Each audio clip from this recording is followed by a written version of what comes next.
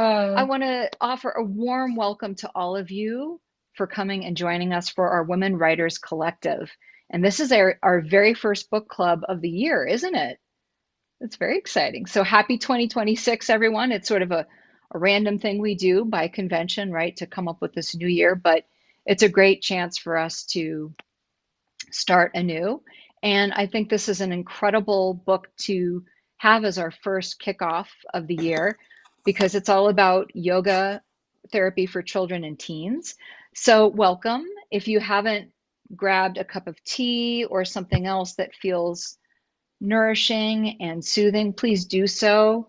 Make yourself comfy. I know I've got my slippers on, and I'm getting all cozy. So, today, I would like to welcome all of you and also welcome Shawnee Thornton Hardy, who is our spotlight author for this week.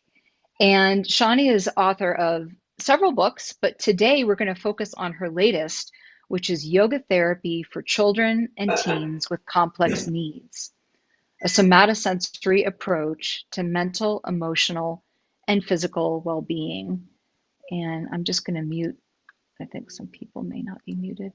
Okay, there we go.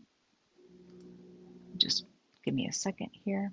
Okay, so I wanted to share a little bit about Shawnee, who I've known for years. Shawnee is, of course, an author. She's a trauma therapist, a certified yoga therapist, and an Ayurvedic wellness guide. She came to yoga as a way to address debilitating back pain, a diagnosis of Hashimoto's syndrome, and to manage intense stress. Like many of us, yoga helped her reconnect to her body, manage anxiety, and set her on a path towards healing. So, as a result of her own life experiences, she was drawn to somatic experiencing developed by Peter Levine and became a somatic experiencing practitioner or SEP. Okay, can you hear me again?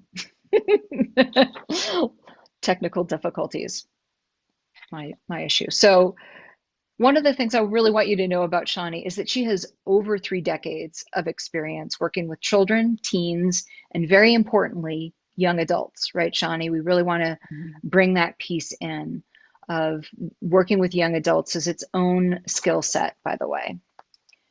She's owner and founder of Embodied Wellbeing Yoga Therapy, and she offers trainings throughout the states and around the world. And you'll hear about some of those towards the end. But before we dive into our interview today, Shawnee is going to lead us in a practice. So, welcome, Shawnee, and I'm going to hand it off to you. Thank you. Thanks, Michelle, for the introduction and for being willing to be here to interview. I really appreciate it. Hi, everyone.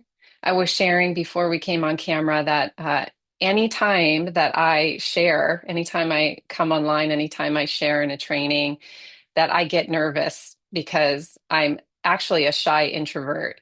Even though I lead trainings around the world with many, many people, there's always nervousness that shows up. It's a little bit of a sympathetic activation that happens. So I thought we could do a little practice and we could just come in for a landing together and just arrive in this space as community. I'm really, really grateful to be part of this beautiful Women Writers Collective. It's been inspiring. I've been so inspired by the authors that have shared so far. And I feel really grateful to get to be here to share. So let's just take a moment to come in for a landing. And what I might invite you to do is just bring your awareness to any way that you can feel connection with the ground. It may be that you're feeling connection through the chair, which is connected to the ground. So you might sense into the ways that you feel your sitting bones supported by the chair.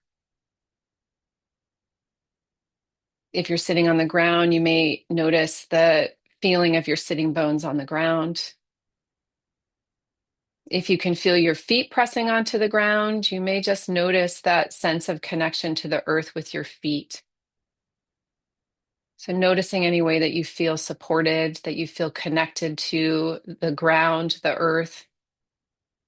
I'm always reminding myself the ways in which we're held by Mother Earth. And just taking a moment to notice that and sense into that. And I might invite you to even notice what it would feel like if you're sitting against a chair, to lean your back body into the chair and notice what that feels like, to feel the support of your chair behind you. And we'll just start with maybe wiggling our toes and saying hi to our feet. Maybe an invitation, if your feet are on the ground, to press your feet down into the ground.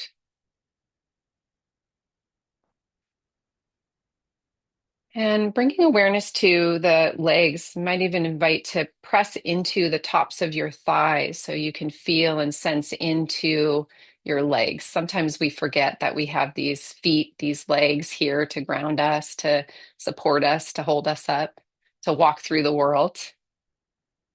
Just pressing in and noticing what kind of pressure feels supportive to you. And an invitation to cross your arms and maybe let your hands just come to the shoulders and give yourself some arm squeezes. You may notice that you appreciate more pressure or less pressure, just noticing what feels best to you. Letting your hands come down, maybe all the way to the wrists. Just sensing into your container and sensing into the presence of your body in the here and now. Maybe even pressing the palms together and feeling a little resistance there. And just noticing, what does that feel like to feel one palm press against the other? Now, you can let the hands come down. Notice where they want to rest. They may want to rest with the hands face down on the thighs, or one hand supporting the other with the palms face up. And I'll just invite a noticing and connection to our senses. So we just touched into more of a sense of proprioceptive awareness, like noticing our body and space. Now I'll invite just letting your eyes take in your environment, allowing them to look around your space, just noticing where you are in the here and now. And as you look around, just seeing if there's anything that your eyes are drawn to. When you feel ready, you can let our gaze come back towards the center. If it feels supportive, allowing the eyes to close or keeping them softly open with the gaze downward. Just checking in with your sense of hearing, noticing what you might be picking up.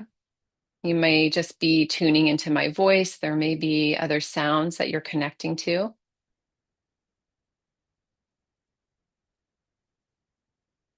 Maybe noticing a scent in your space. You might notice a resonating taste in your mouth from a meal or a drink.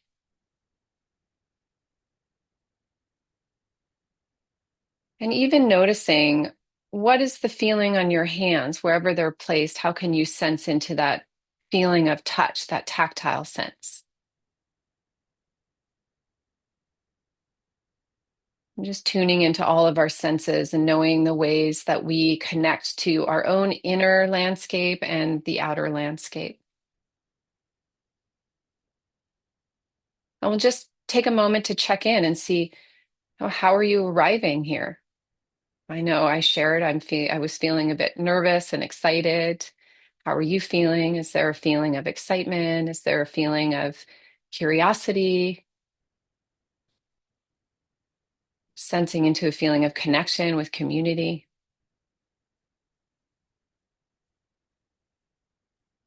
And we'll just let our hands come to our heart center. And we might just set an intention for our time during this interview. And I like to say, when I am maybe sharing with others, kind of connecting with the intention of being open and curious. And even as you're here and you're listening to the interview, just allowing yourself to connect with your inner child. And we'll be talking about children, teens, young adults.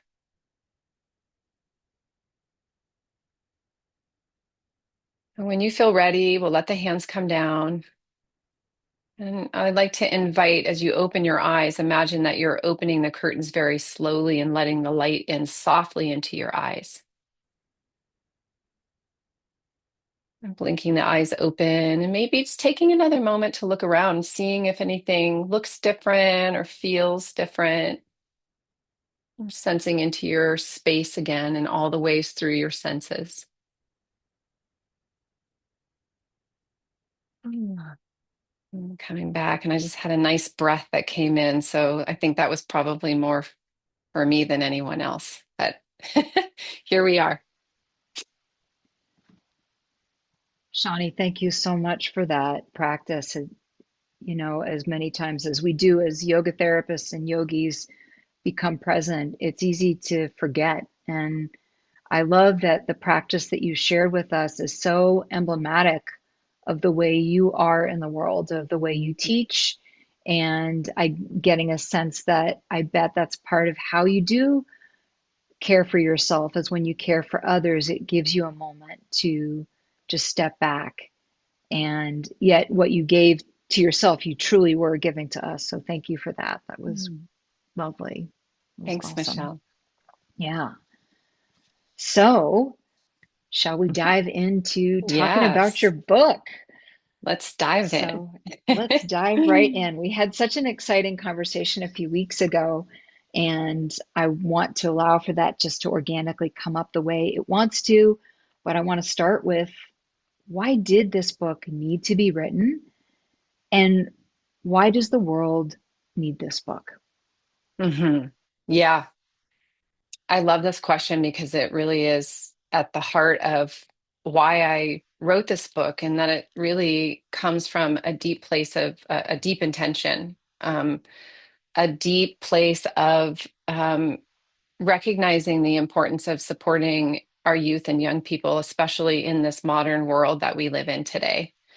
Um, you know, anyone who has any awareness of, you know, uh, anything to do with youth in the world, we know and understand that there are young people are struggling with their mental, physical, emotional well-being, right? So this book came from a journey of my own inner child and a journey of my own experience of healing. Um, as I mentioned when you and I met, that I've worked for almost, over 3 decades with young people. I actually started off as a preschool assistant when I was 17. And there was a young boy, and I always mention him no matter what in an interview because he truly was my first guru. He was a young preschool boy. His name was Austin. He really struggled with fitting in with the children, other children. He had a very strong special interest in vacuum cleaners and knew everything about vacuum cleaners. He was a brilliant young man. And he and I were drawn to each other in this really powerful way. um, he was drawn to me in a powerful way. I was drawn to him in a powerful way, and I really wanted to learn how to support him.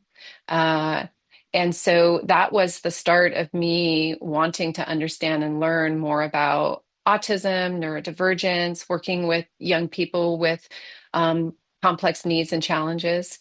And so he was really my first teacher in that sense, and he is who inspired me to go on this path of learning and understanding how to work with young people with complex needs. So I've been in many different roles. I moved into education and worked as a special education teacher for many, many years, and then became an educational behavioral specialist, which was really understanding children's behaviors and young people's behaviors and finding ways to support them through the environment rather than expecting those young people to change themselves or adapt themselves to the environment. How could we support them through changes in the environment, through bringing in supports that were important and needed for them to be successful? And so I gained a lot of insight in those young people that I worked with over the years. I worked with children, teens, and young adults for many, many years. They taught me so much about how to look at them from a lens of support, from a lens of what do they need to help bring success, to help them to feel a sense of confidence and connection in the world. And as I And was, yeah, just as did you you're have a saying question? this, I wanted to just comment that this example of the very first kiddo that you had this connection with Austin, that you were coming from that strength-based place even when you yourself are 17. That curiosity that you asked us to have at the beginning, Yeah, you're showing us that that's what you have carried with you. Um, And so, I mean, one of the questions we've talked about is how did you end up being the one to write this? But you've just explained that you had this curiosity and this openness, and you saw Austin's love of vacuum cleaners as a strength. Well, let's yeah, find out. Wow, you know so much about that.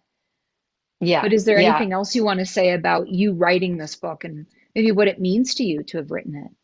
Yeah, well, I mean, it's just been a journey of synchronicity. So, as you mentioned earlier in my bio, how I came to yoga, or yoga came to me, is how I say it. You know, it just came into my life in a really critical time of a very significant suffering and challenges and transitions that were happening in my life.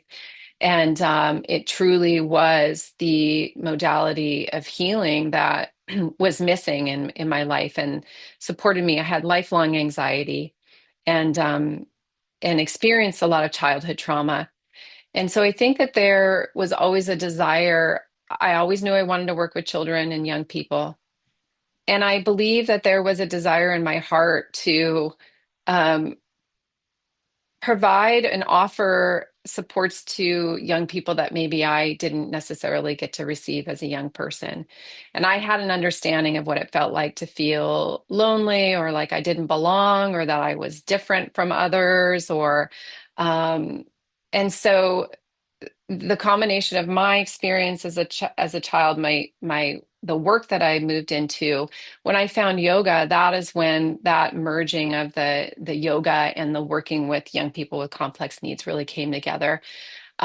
I was working in a behavioral program, and I was in my studying yoga therapy, and was in my program. I started to integrate these practices, but as we know, how to reach young people is very different than how you reach adults. There are ways that we have to come in and bring interest and curiosity and engagement from young people that's different from adults, right?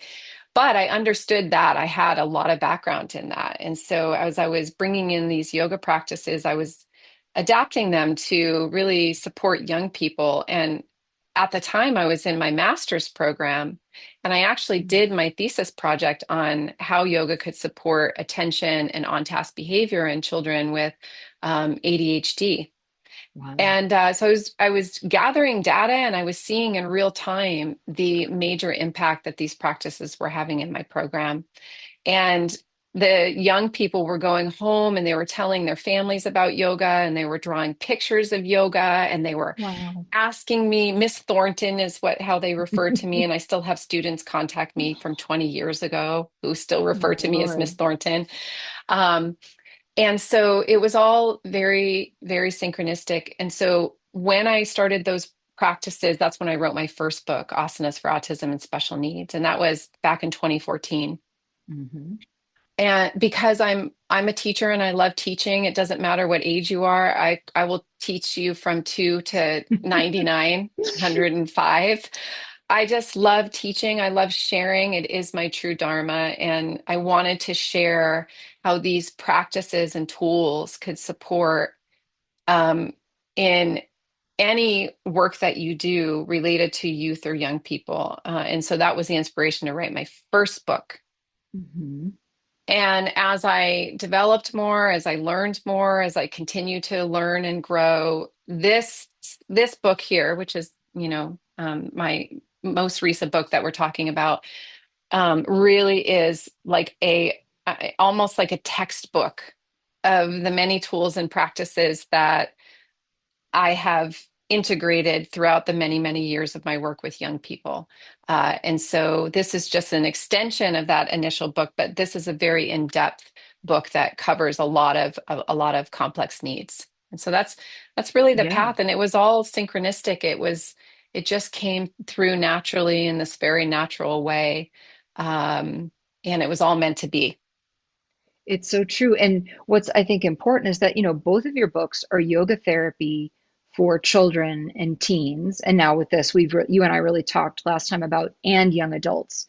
You said something really important that when we teach anything, but most especially yoga therapy to children or to teens Mhm. or to young adults or older adults, these are very different styles of teaching, right?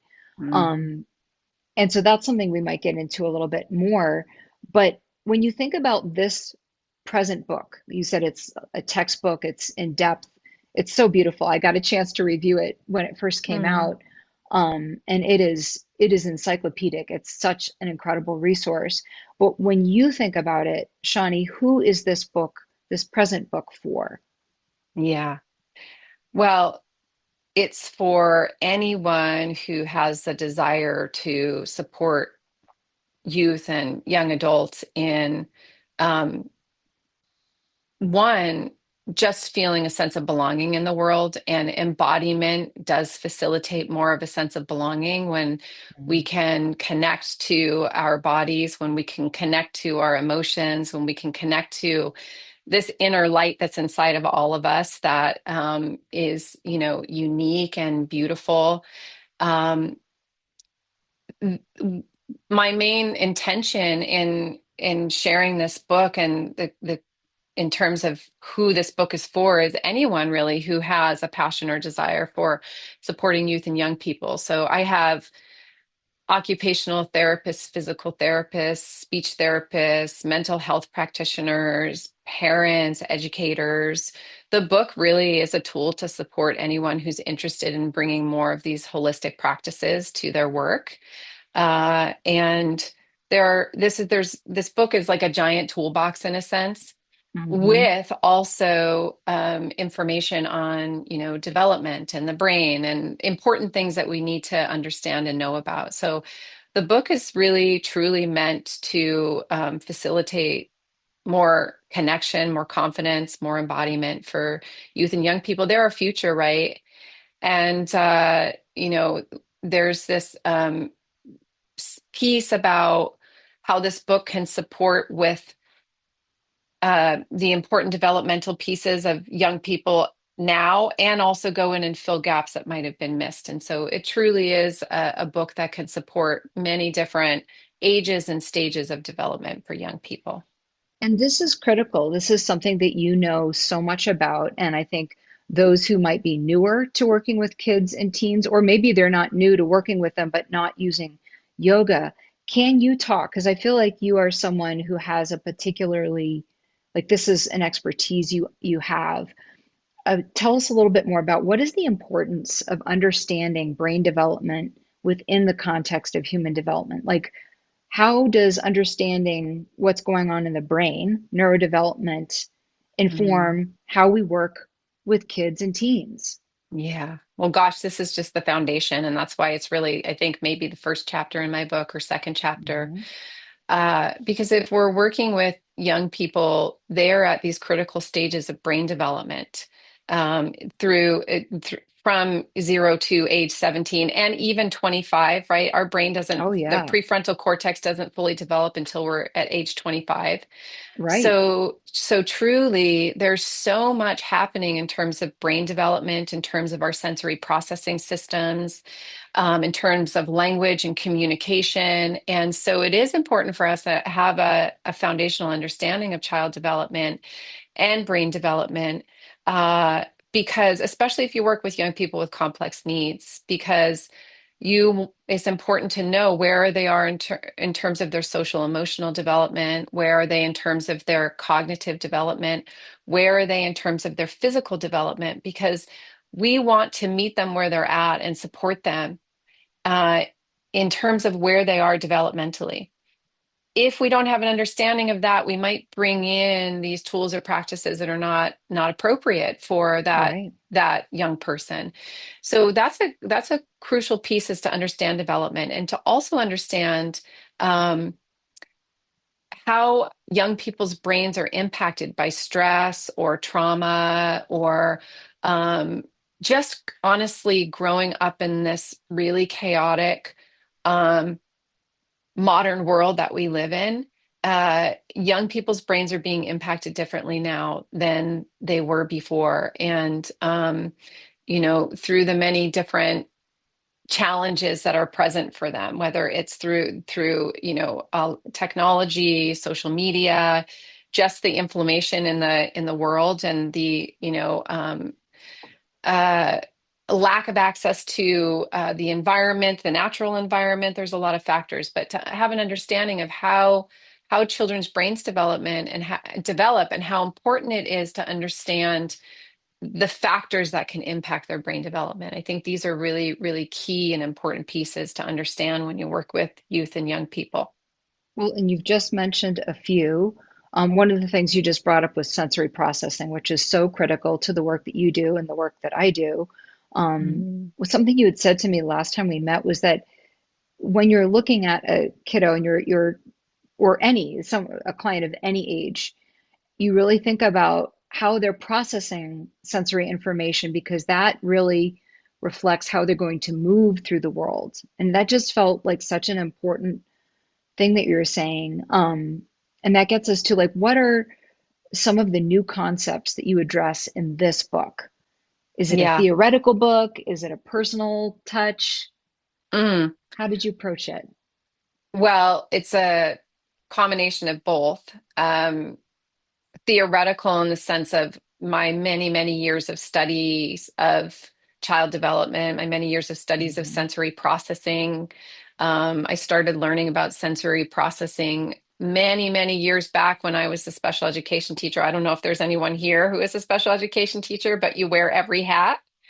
You're an OT, you're a speech therapist, you're an educator, you're a curriculum developer. I mean, you are wearing all the hats. Not to say that occupational therapists and speech therapists don't come in and that they're not coming in and supporting, but as an educator, you are on the continuum of all of those factors. And so it's theoretical in terms of understanding neuroscience and the impact of stress on the brain, polyvagal theory I talk about in the book. But Bruce Perry, you bring in really Bruce Perry's work bring as in, well. yeah, Bruce Perry's Hmm. work. But truly, the heart of this book comes from my own lived experience and the work that I've done with young people over 30 years. Yeah. Of course, I continue to evolve and grow and learn. And curiosity is the number one word that I keep for myself so that I can continue to be curious and continue to learn and understand the different evolution of the ways that we are understanding young people, especially uh, with neurodivergence. Um, and so this book is truly from my heart more than anything, Mhm. and comes from what I share in here are practices and tools that I've used over the years with the young people that I've worked with. It's so clear, and I feel lucky that I've gotten to read the book before and then have this conversation with you the other day. And just earlier in the hour, you were talking about that felt sense of safety and belonging, that the way Mhm. that you foster that with your clients and what you teach to your trainees is that we as yoga therapists have to foster a sense of embodiment in our clients. And so, my question for you is what would you say to an adult, someone who's new to working with kiddos in this way, or young adults even, who want to support? Where do they start? Because you were mentioning it's hard to know where Mhm. to start, and you can do the exact wrong thing. If you've got a client who does not visualize at all, and I was telling you about how I'd worked with a client for years and had given her visualizations, and whoop, guess what? She finally said, Michelle, I can't visualize. I was like, oh. So Yeah. what do you tell, Yeah. what do you say to people when they're like, I want to get started. I've got a kid I'm working with or a young adult Mhm. who has neurodivergence. Where should they Yeah. start? Well, I want to go back just briefly to the sensory processing and brain development piece. Mm, First is beginning with with learning and understanding that is a huge piece to um, have an understanding around. And just to expand a little bit on I think you asked about new concepts. I don't want to skip the importance of that piece before moving on.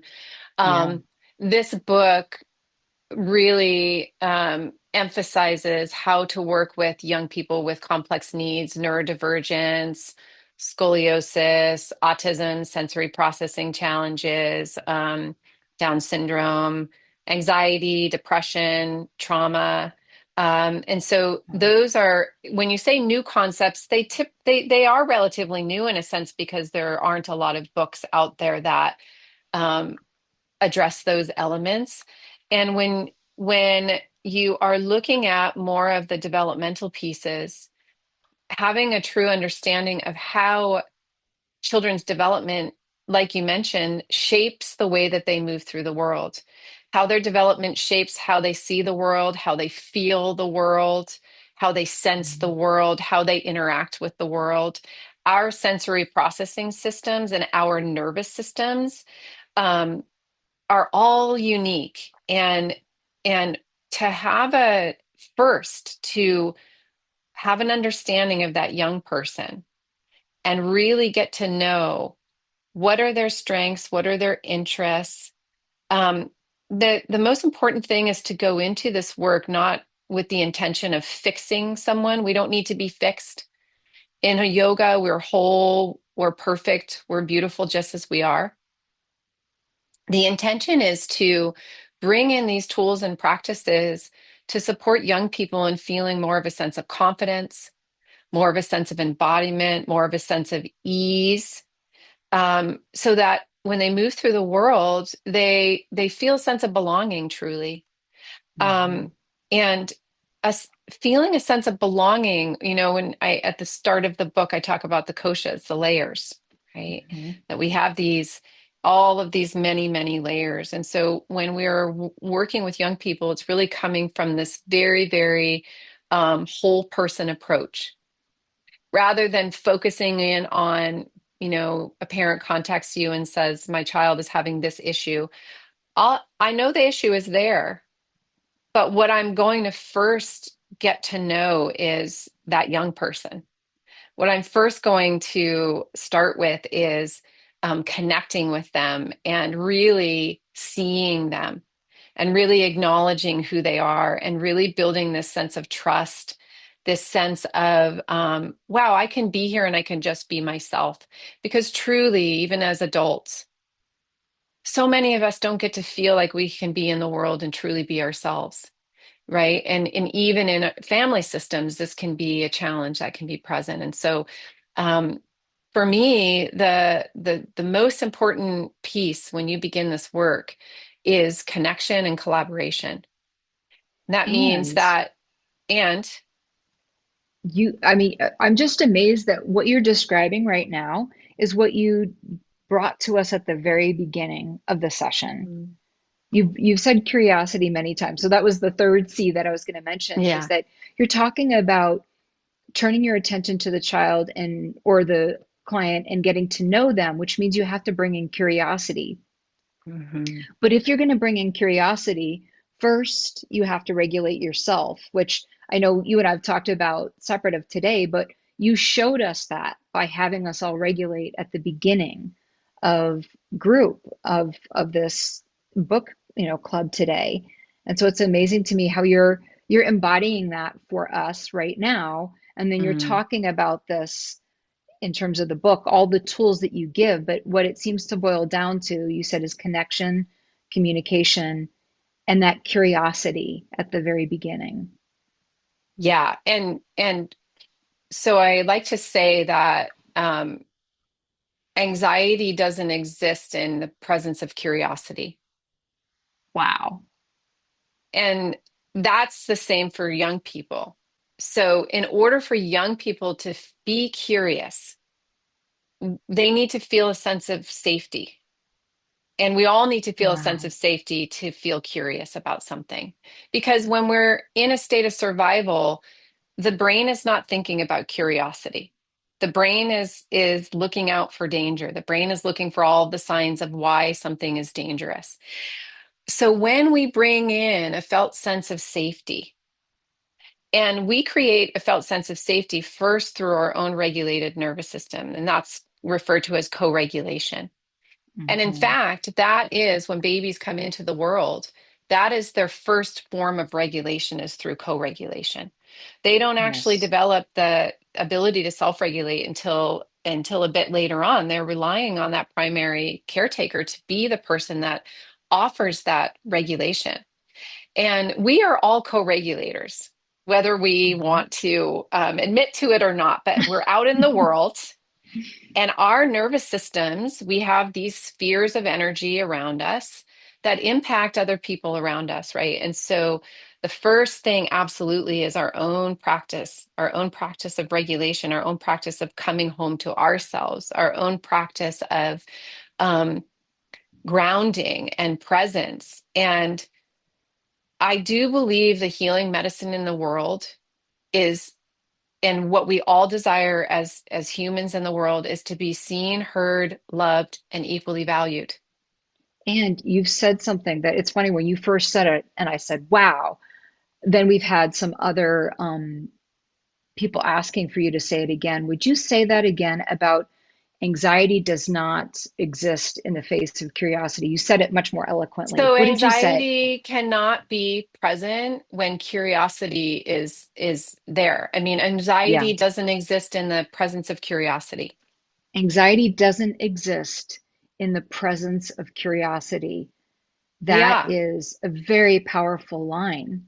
And what I want to connect the dots then too. So anxiety does not exist in the presence of curiosity. And the next thing you've said that's so very important is, and we as the clinician, adult, whatever, the one who is going to start the co-regulation, that it must start with us, that curiosity.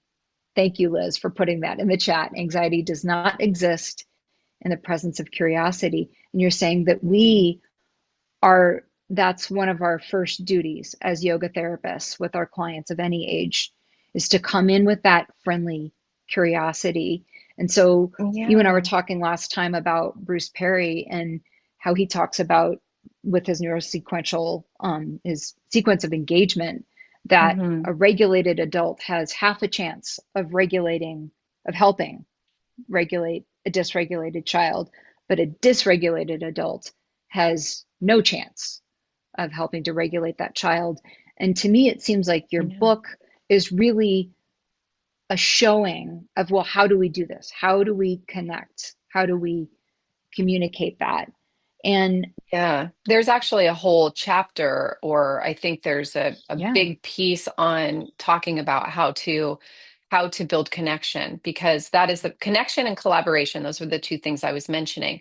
One is connecting, being truly present, truly witnessing of the spirit of that young person without in the mind thinking, oh, I'm going to fix this. I need to make this different. I need to change this. I need to judge this. It's like coming in this true form of openness and curiosity about who they are, what are their interests, what are their strengths. And using those as the platform. And the collaboration piece is I'm walking alongside you. We're doing this together.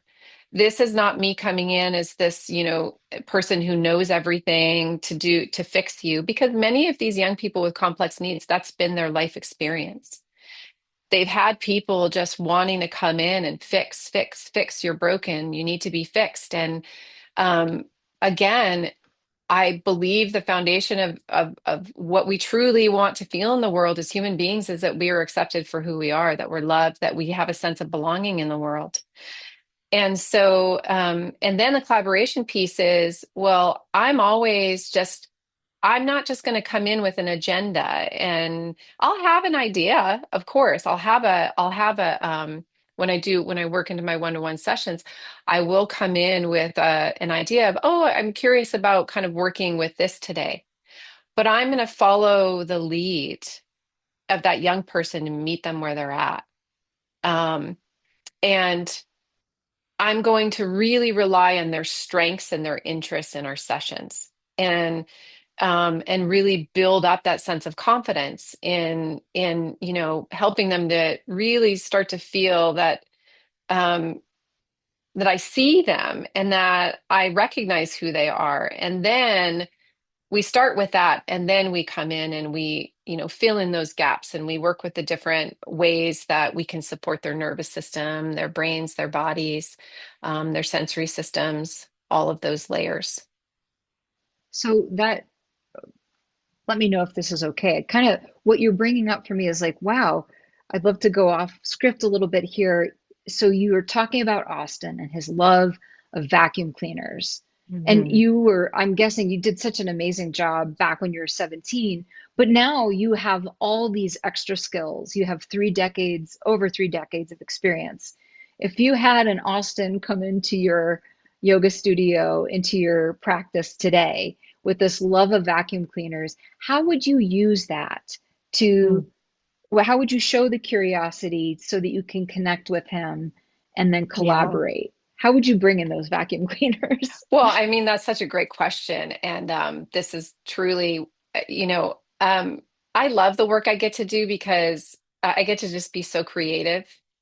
Mhm. And young people's brains, imagination and playfulness and creativity and thinking outside of the box, these are all parts of what it is to be a young person. As adults, we sort of get that sort of, hammered out of us. But for me, I want to encourage myself to continue to stay with that childlike curiosity and playfulness. And so, we might do vacuum cleaner breath, or we might move our body into positions of, what would a vacuum cleaner do? Or, Yeah, um, you know, my sessions are always very, very focused on the interests of the young person. And so yeah. what works for one young person might not work for another young person.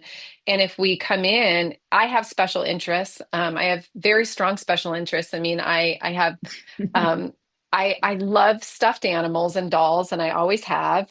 And so this lends wonderfully because I get to have a lot of stuffed animals in my sessions. And I mean, Yeah. I got my little alpaca right here with Ah, the really soft fur, that's um amazing. and it just brings me so much joy. And so I think about how I feel when I get to connect to my special interests. And then you think about young people when you really acknowledge that and you let them know, hey, I know you love vacuum cleaners. And then you get curious and you learn about some vacuum cleaners, And so I'm always so curious. I learn about special interests of young people. If they're watching a certain show, I will learn about it. And then and that facilitates conversation and dialogue and a feeling of connection. And so those are that's the golden ticket to working with young people, is to really lean into that. And I also feel like there's the regulation piece that's so important to me. I Hmm. have my daily dinacharya, I have my daily practice I do every day of self-care. So I can show up in the most grounded and regulated way possible. We're all human. We're going to have our days when we're not as regulated, but that's always my intention when I start my day before seeing my clients, is that I practice my own practice of self-care, my own practices that support my grounding. Mm. And then the next piece is that I'm showing up, just really meeting them where they're at, because we all show up in different ways. And the Yeah. biggest piece is that I just let my inner child be present. That is so clear, Shawnee. Like, I'm definitely getting that you're there for the child, but especially when you just showed us this just ridiculously cute alpaca. Like, you're so, your inner child is right there, right Yeah. with you. And I can imagine being a client of yours that it would help a client of any age access that and also feel comfortable with you, that you're willing to, think outside the box, to go with their, with their rhythm, whatever direction or interest they're they have. Mm. Which sort of brings us to the next question of, your book has been out not that long, since 2023, but what more, what more do you want to share about the Hmm. topic? Yeah. I think what feels important just in terms of like this book is that recognizing that I mean humans are diverse, right? We are all neurodiverse, and there are humans in the world who present with many different ways of experiencing the world. And that when we learn specific tools of how to make these practices inclusive and accessible, they can have a profound impact on youth and young people. Uh, there is a nuance to understanding and knowing how to work with, you know, children with complex needs, and Hmm. the importance of really seeking learning and understanding of how to do that. We always want to practice ahimsa, non-harm, and understand our scope of practice when we're working with young people, right? And so if there's an interest in working with that population, then it's just really important to uh, one, have that developmental piece and understanding, and two, seek out the understanding and knowing how to work with these different populations. I'm trying to remember, Michelle, what you and I talked about that felt important for me to also share. Yeah. Um, Yeah, actually, I so don't want to that's leave it out. getting, no, I do not either because it was so powerful. Oh, it's Um, coming back to me. It's coming mhm. back to Go me. ahead. The most important, or the thing that I really want to share, is that simplicity is powerful. And I think a lot of times when we do this work, in yoga therapy, Hmm. that we think we have to come in with these really complicated, protocols. Yeah. And simple is powerful, sneaky Hmm. powerful, actually.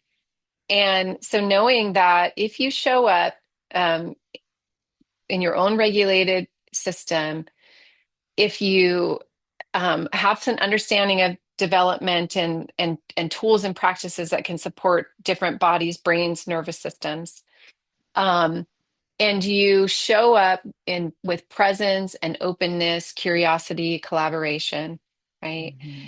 And you meet that young person where they're at, you will connect to your deeper intuition that's already there. Yeah. And that if you come with this idea that I have to get all these things done and I have to do all of these things, this is Hmm. more about the process of allowing. And it's the allowing of the unfolding of this young person coming out of their shell. And it makes me think of a butterfly, like coming out of this Hmm. chrysalis of all of this mucky, gucky transformation of understanding themselves and coming into the world in this beautiful way of expressing themselves, taking up more space in the world, Yes. having more confidence in themselves, and the importance of meeting them where they're at, and also recognizing that you're meeting them where they're at. For instance, I'll use an example of a young boy. Hmm. We were talking about coming into session and me having an idea of doing this more active practice with him, and working with some confidence and self-esteem core building practices to build up his energy was sort of the intention for the day. Well, the young boy came to session and I could tell that he was depleted. He didn't have the energy to do these core energy building practices, and that wasn't what he was feeling in the moment. And so we focused on rest. And he went into a sleepy, um, I call it the sleepy cat pose on his side. And we did Hmm. lots of warm weighted pillows. And we did, a blanket over him, and just really allowed him to be in this place of rest. Because truly, what we want young people to learn is how to lean into their own intuition and not to override, Wow. to be able to sense into their own bodies, their own nervous systems, their own needs of what their body needs, and to develop their own intuitive sense of that. And that's, more of Mm. that wisdom body, right? It's more of Yes. the inner knowing Right. of, what do I need? How do I feel? What do I need? Self-regulation is not about being calm all the time. Mm. Self-regulation is about meeting the demands in the moment or meeting our bodies where they are and knowing what we need to support ourselves in regulating. And so when we're depleted and we don't have the energy to then have a therapist be like, do these standing poses and these energy poses, we're not Right. teaching young people to actually um, take care of themselves and their bodies in the way that they need. And so we want to help young people really learn how to connect to their wisdom body and to know what their body needs and to build the self-awareness and the tools and being able to sense into that. So this was a powerful session Yeah. because I saw a tremendous amount of the transformation happen from that session because it opened up this awareness of his deep need for rest. Yeah. And the response to that, and that in turn allowed me to really share with the parent. This is a young boy, so Yeah. there's consults with the parent. I think what he really needs is more rest. Right. The And what would it opposite. be like to offer that to him? And that's been really powerful because that's now built into his daily routine and his daily schedule. Because he's a Wow. highly sensitive young person and he takes in a lot of energy and he has a lot of physical manifestations of that. And the biggest piece that was needed in his daily schedule was not doing more, but was actually allowing his body to rest and really take the time for him to block out the outer world and let himself just, really take care of himself in the ways that were supportive for him. So I want to see if I got this right because, and connect some things you said earlier. You just sort of, by the way, a while ago mentioned that you use your dinacharya. You have your daily routine that you do, probably hours before you're seeing clients, and that helps you to self-regulate, and that routine then can help you practice these three things that you'd said the other day that I want to just really highlight and see if they ring true for you, but also have our listeners hear it. That by you doing this self-regulation, that one, it helps you come from this place of simplicity, this place of Mhm. showing up and seeing, there's curiosity, but one, simplicity. And so you thought you were going to do this core work with this lovely little guy. And then that was not what, when you came with that simple, where's he at today? That friendly curiosity, then second, you're able to follow your intuition. And Mhm. what is so beautiful, what we did not get to the other day is that what I'm hearing you say is that by you following your intuition, these are these are not spoken things, right? This is a way you're holding yourself. You're coming from that wisdom body, that there's mirror neurons, and that when you're Mhm. co-regulating, you're not just co-regulating like on a basic emotional level, but at this intuitive body. You said you're teaching this young boy how he can follow his intuition.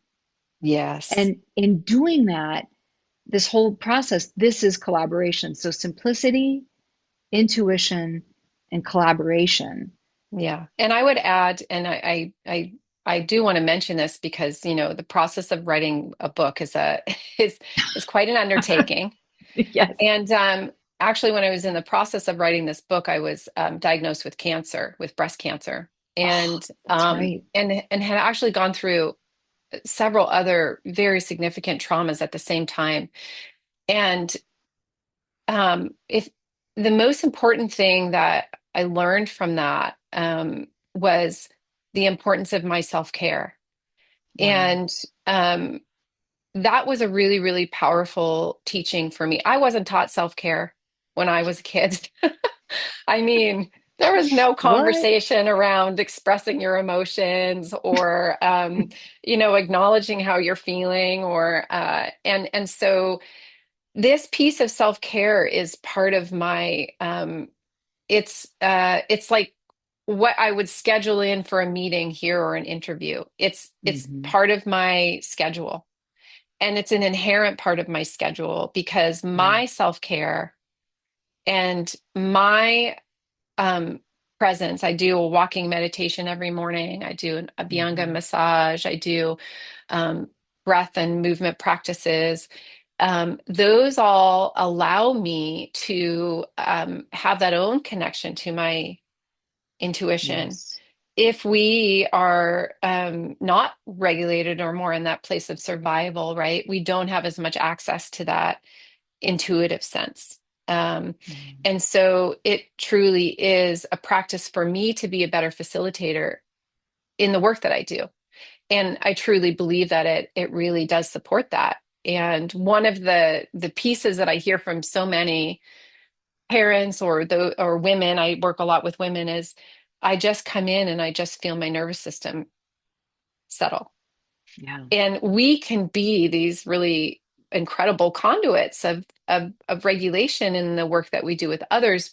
But the Yeah. importance is to come back to our own self-care practices, our own, and taking care of our little ones, our inner children inside too, which is a really, really, important piece of work that I do as well. So yes, those are the key factors there. But I wanted to add the self-care piece. That's in my Yeah. book, just in the last chapter, of the importance of us as the therapists, or in the role and the work that we do, that we are leaning into our own self-care practices, and that we're connecting to resources that support us, right? And doing things that bring us joy and curiosity, and um, all of those pieces that help us be better facilitators in the work that we do.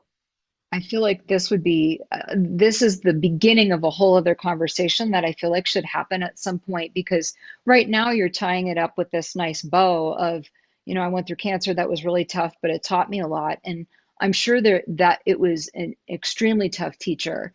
And Hmm. there's the messiness and the Yeah. uncertainty that something as dramatic as cancer, brings into your life. And I can see that's made you a much more powerful teacher, but certainly not an experience you would wish on yourself or anyone else. So we're coming to the end of our Yeah. hour, which I feel like I could go on for 3 hours hearing more, and especially about this self journey and how important that is to the work that you do, showing up with Yeah. that simplicity, intuition, There, and yeah. collaboration. There Yeah. is at the beginning of the book, just a vulnerable piece of my sharing of my journey of Yes. childhood trauma, and and several things, several factors that are actually at the heart of this book, really, truly. Um, Yeah. you know, we we are these dynamic human beings where both joy and suffering are parts of our becoming in the world, and our continued becoming in the world. So Yeah. yeah, so there's some sharing in the book as well. And yeah, future conversations, we're hoping to have those. So Oh, it's so amazing. Well, your book is so incredible. Would you hold it up once again for people before yes. we end the recording? This is Here such it an is. incredible book, and you bring so much of yourself to it. Shawnee, Thank I you, highly Michelle. recommend it. And thank you so much for spending the time and giving us so much of yourself and Of giving us course, that my practice. pleasure. Thank you, Michelle. So Yeah. I know we're doing Q&A now, right? We are, yeah. So we'll Uh-huh. end the recording. I Okay. second.